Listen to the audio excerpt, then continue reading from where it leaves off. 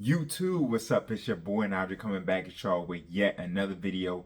And yes, you saw the title. Today we're going to be discussing creatine. Let's go.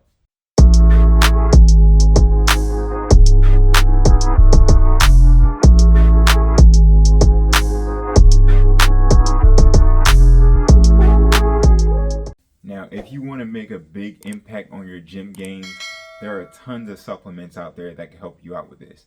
They have BCAAs, they have pre-workout, whey protein, and with all these things on the counter, it can get a little bit confusing. But by far, in my opinion, the thing that will help you the most is creatine. In this video, I'm going to be discussing what is it, how does it help you out, and everything you need to know about it. Now, creatine itself is a substance that's found naturally in muscle cells, and it provides energy for you to complete high intensity workouts or also heavy lifting, which is what you're interested in. You'll also find that about half of your body's creatine stores comes from the food that you eat. Specifically, red meat and seafood will give you the most. Now, when you supplement, you'll increase your stores of phosphocreatine. This is a form of stored energy in the cells which helps you produce ATP. And basically, the more ATP your body has, the better performance you'll get during your exercise or in the gym. Now, creatine also alters several cellular processes that lead to increased muscle mass, recovery, and also strength. Next, we're going to go over how to take creatine. Now, creatine, when you buy it, will come in two different ways. Either you could buy it in the capsule or you could buy it in a powder form.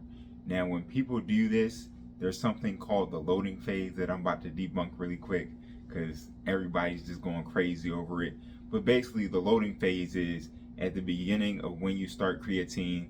They want you to overload the muscles with the creatine that you have, which is typically 5 grams 4 times a day versus the recommended dose, which is 5 to 10 grams a day. So as you can see, you're obviously getting a lot more creatine in the muscles.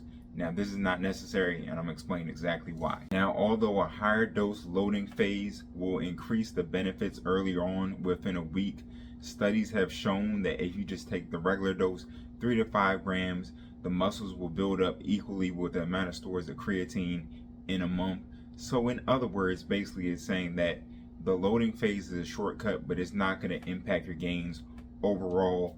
And actually, I have something later in this video that you're really going to want to know, which is why I suggest not doing the loading phase at all, because you need to be aware of the side effects that you're getting from the supplement before you start just pounding it and pounding it on before you actually know what it's doing to your body. The next thing we're on to is what to expect when you start taking creatine.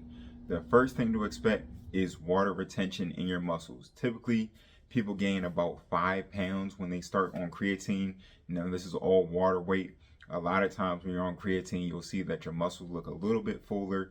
You might lose like a tad bit of definition, but you'll definitely look a lot beefier. You'll know what I'm talking about if you actually take it.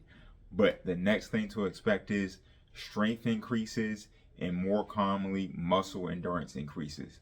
So with me personally, when I started doing creatine, the first thing that I noticed was I could do more reps on the bench press. I could do more reps on the squat for some reason. I just had a lot more energy. Now, a lot of people actually don't have this, and they could also have strength gains with it. But with me personally, I didn't really see any strength gains. I just saw my endurance. But this does help. Do not fret. It's still worth it, because if you could bang out more reps, you're increasing your volume in the gym, and this will help you grow muscles faster. The last thing I say to expect when you're taking creatine is be aware if you're a non-responder.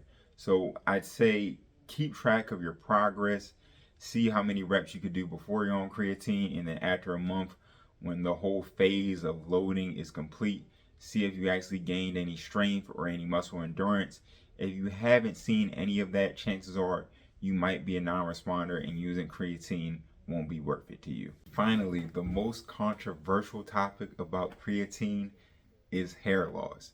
Now, there was a study done between rugby players, and it was shown a high level of increase in DHT by 56% after 7 days of taking creatine. Now you're like, I don't know what DHT is. What does this mean? I'm about to tell you. So DHT is a biologically active androgen hormone. Now, DHT plays a vital role in the sexual development of males. include sexual differentiation of organs and prostate growth. Now, to the concern of this video, DHT is thought to cause shrinkage of hair follicles, leading to a shorter hair growth phase and ultimately male pattern baldness, aka androgenic alopecia. When you're dealing with androgenic alopecia, the most important thing isn't how much you have DHT, it's your genetic sensitivity to DHT. So this basically means if you're prone to baldness, if you know that your dad's bald, your grandpa's bald, everybody in your family's bald, if you take creatine, there's a high chance that it will speed up this process towards your male pattern baldness, which is exactly why I stopped taking it, because I saw my hair receding back here. Just a little anecdotal evidence for y'all. It's not scientific based, but it has been shown. If you just look up things online, people all over the world, you go on Reddit, they'll tell you that creatine can increase hair loss. So just be careful, just be aware of it. That's why I'm not really a fan of the loading phase. If you care about your hair and you do the loading phase, you're putting a whole bunch of creatine in your body, and you're going to increase DHT levels to an insane amount, and it's probably going to take away some hair with you. And a lot of people have reported that the hair that they lost while they were on creatine did not come back, so also be aware of that. But overall, if you're looking to increase strength in the gym or overall grow your muscles, creatine is probably one of the best supplements for this inside the gym, and it's definitely worth your money, and I suggest you try it out. But I appreciate y'all for watching this video. Make sure if you like the video, hit the like button. Don't forget to hit the subscribe button. I'm coming out with more content every single week, so stay tuned for that. Fitness, finance, self-care, you name it, it's going to be on this channel. Don't forget to hit the notification bell if you want to be notified every time I post a video. I appreciate y'all for watching, and I'll see you on the next one. Peace.